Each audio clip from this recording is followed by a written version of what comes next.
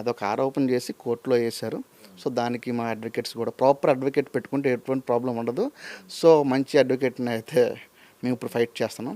So అది 100% public domain ఉన్నది. ఇది ఎవరికంటే సీతమ్మ గారు ఎవరి రైట్ కాదు కదండి. అబ్జెక్షన్ చేస్తే వాళ్ళు వారసులు చేయాలి.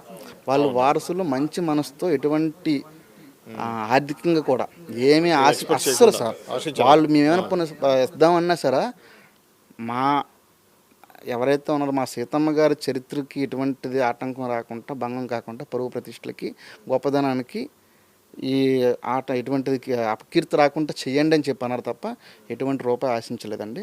సో కొంతమంది కమర్షియల్ పర్పస్ కోసం లేదా ఇంకేదో ఆశించో మరి అవన్నీ వాళ్ళకి తెలియాలి.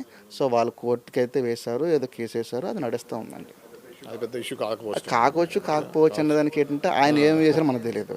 అయితే ఆయన ఫస్ట్ ఏమంటున్నారంటే నా పుస్తకాన్ని కాపీ చేశారు,